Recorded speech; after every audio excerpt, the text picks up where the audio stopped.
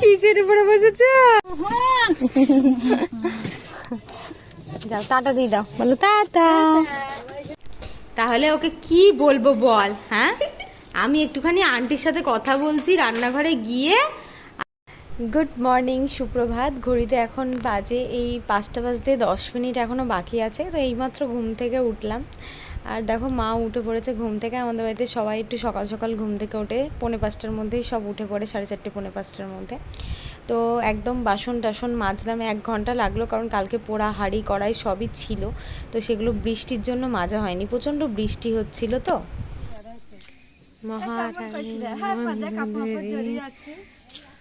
কি হয়েছে?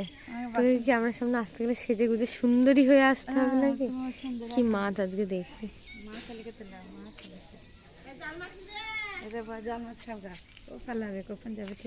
এখনই বলে যাবো, বিকালে যদি বৃষ্টি মিষ্টি হয়।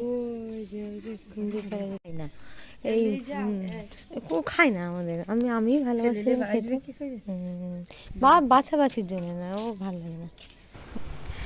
তো এখানে একটা পাশের বাড়ির জেঠিমা ধান সিদ্ধ করছে, আর কত সকাল মানে যারা আর কি অনেক ধান সিদ্ধ করে তারা কিন্তু ভোরবেলায় উঠে, মানে 3:30 4টের দিকে উঠে সিদ্ধ করে, যাতে সকালবেলায় রোদ উঠতে উঠতে ধানগুলো মেলে দিতে পারে। আর ধান সিদ্ধ করা কিন্তু প্রচন্ড। গরুর উপরে বসেছে, আর বসবে না, থাকবে না, কয় এ গোপাল তুই কিসের উপর বসেছিস? গরুর উপরে বসেছিস? দাও, কান ধরতে আছে, কান ধরতে আছে, কেমন সাহস! তুমি কিসের উপরে বসেছ? তুমি গরুর উপরে বসেছ। সকালে চা মুড়ি খাওয়ার পরে উপরে একটু যাব কাজ করতে, ভাবলাম আমার ননদের কাছে একটু দিয়ে আসি। ওর কাছে দিতে গিয়ে ওর কোলে দিতে দিতেই ঘুমিয়ে গেল। তো আবার কোলে করে নিয়ে চলে আসছি বাড়ির দিকে, কারণ বাড়িতে এসে ওকে একটু শুইয়ে দিয়ে আমি উঠবো উপরে।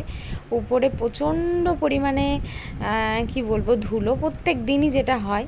তো ভাবলাম যে চলো আজ তো চলেই যাবো, একটু উপরের ঘর বারান্দাগুলো গুছিয়ে ঝাড়ু টাড়ু দিয়ে পরিষ্কার করে সুন্দর করে পরিপাটি করে দিয়ে যাবো। আবার তো সেই যাকে তাই মাটির ঘর, সবাই জানোই। তো সকালে গরুটাকেও বার করে দেওয়া হয়েছে, আর এখন সোজা যাব উপরে। এই হচ্ছে উপরের অবস্থা, মানে বিছানা টিছানা খেলাপাতি জানা তাই করেছে। আর এই জামাগুলোর মধ্যে তো আমি বলেছিলাম কালকে তোমাদের অনেক জামা কালেক্ট করেছিলাম, সেখান থেকে যা যা দেওয়ার দিয়ে দিয়েছি। আর এগুলো আবার বস্তায় ভরে সব আর কি প্যাকিং করে রেখে দেবো, পরে তখন ফেলে দেওয়া হবে। প্রচুর ছোট ছোট জামা আছে, মানে যে সাইজের জামাগুলো আছে সেই সাইজের বাচ্চা নেই, মানে যেগুলো বড় বড় সাইজের ছিল তো সেই সবগুলো দিয়ে দেওয়া হলো। আবার যদি কোনো ছোট বাচ্চা থাকে দেওয়া হবে। তবে কি বলো তো, বাচ্চাদের ছোটোবেলাকার স্মৃতি কিছু রেখে দেওয়া ভালো, কারণ ওদেরও দেখলে ভীষণ খুশি হয়। কালকে যেমন এই বস্তাটা খুলেছিলাম, ত্রিধা জামাগুলো দেখে এত খুশি হয়েছে কি বলবো, যে মা আমি এত ছোট ছিলাম, এইটুকু জামা আমার।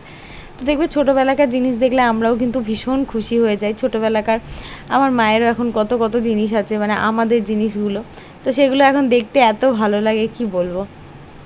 তো এই যে ঘরটা ঝাড়ু দিয়ে দিয়েছি, এখন ভাবলাম বারান্দাটা দিই। তো বারান্দাটা ঝাড়ু দিতে গিয়ে তোমরা বুঝতে পারছো যে এটা আমি বারান্দা ঝাড় দিচ্ছি না উঠান ঝাড় দিচ্ছি। আর এই যে দেখো, আমি নাই 1 দিন 2 দিনের জন্য এখন আপাতত এখানে এসছি, আলাদা ব্যাপার, কিন্তু আগে তো পার্মানেন্ট এখানে থাকতাম, তখন কি পরিমাণ ধুলো তাহলে ভাবো।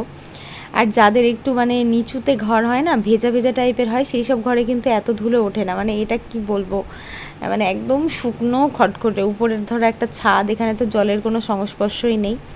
আর তাতে হচ্ছে একটু আমার মনে হয় যে এখন যেহেতু মাঝে মধ্যে, এখন তো উপরে আমরা কেউ থাকি না, মা মাঝে মধ্যে নিকায়, তো সেই কারণে একটু কাদামাটি আর হচ্ছে গোবর দিয়ে নেকায়, সেই কারণেই বেশি ধুলোটা হয়। আর আমি যখন থাকতাম আমি কিন্তু মানে গোবর দিয়েই নিকাতাম, কারণ বালি দিলে প্রচণ্ড বালি ওঠে, তো ওই জন্য আর বালিটা দিতাম না।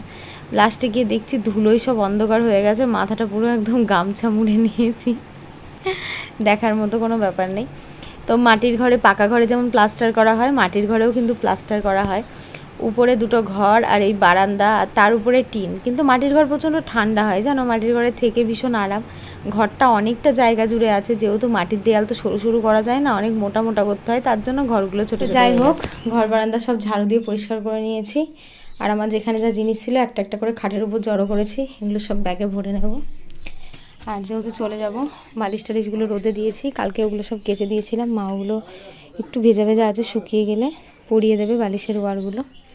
এই মাটির ঘর দেখছো, এখানে যে থাকা ঠিক কতটা জ্বালা, যে থাকে সেই জানে।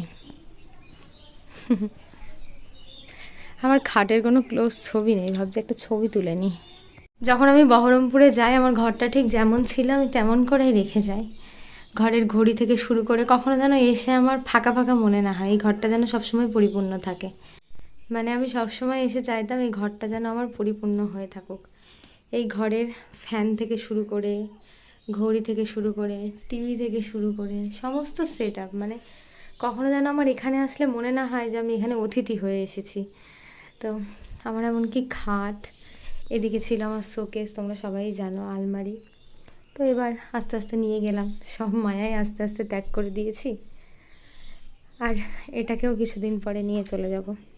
এটা নতুন করে পালিশ করতে হবে, আমার খাটটা ভীষণ ফেটে গেছে, দেখতে পাচ্ছ এই দেখো লম্বা চির হয়ে ফাট দিয়েছে। কয়েকদিন পরে এটাকেও নিয়ে চলে যাব বাড়িঘর হলে। সিঁড়ি, মারাত্মক সিঁড়ি মাটির। আর এই দেখো নিচে ব্যাগ। থাক আর আসতে হবে না, তুমি যাও, ধান শুকাচ্ছ। টাটা দিয়ে দাও ঠাকুমাকে, টাটা দিয়ে দাও, বলো টাটা। টাটা টাটা দিচ্ছে দেখো। চলো আর আসতে হবে না। এ দেখো চলে যাচ্ছি গো। হ্যাঁ হয়ে গেল বেড়া। যাও টাটা দিয়ে দাও, বলো টাটা। বুঝতে পারছে না, টোটো দেখেছে তো যে আমি চলে যাচ্ছি, সেটা বুঝতে পারছে না। হ্যাঁ বাড়ি।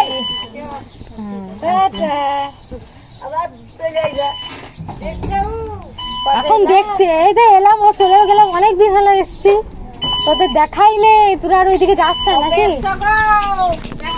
দাঁড়াতে হবে না, চল যাও, ধান মান শুকাচ্ছে, আবার দাঁড়িয়ে বেলা হয়ে যাবে।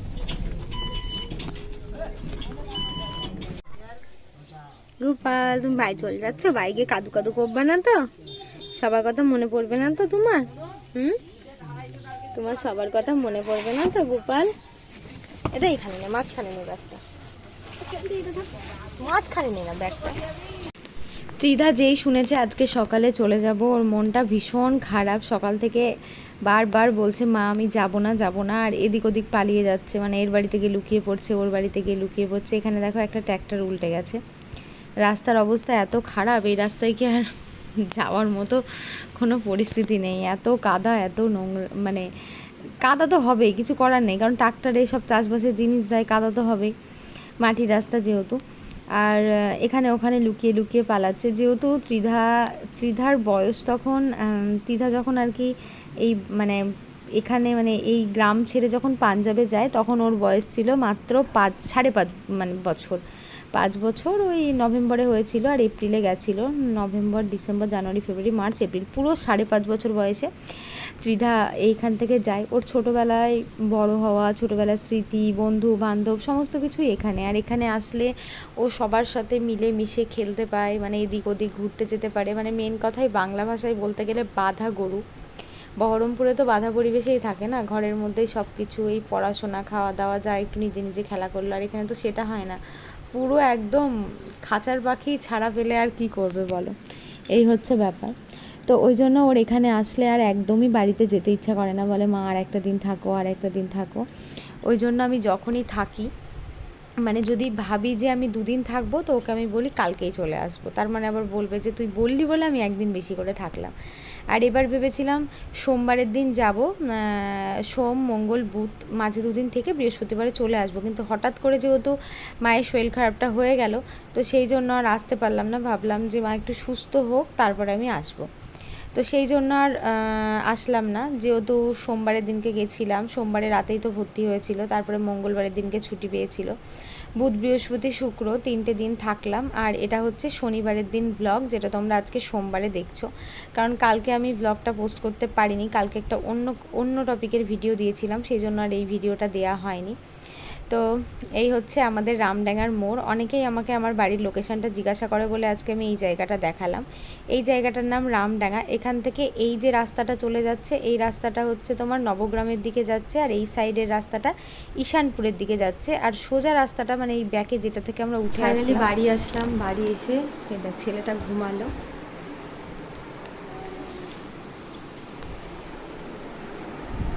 অর্ধেক ঘর তো আমাকে বুঝাতে হয় বিকজ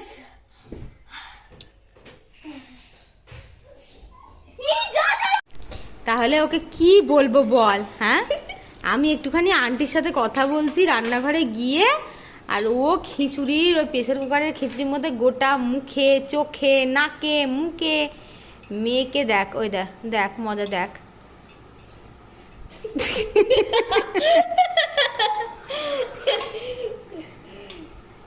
তাহলে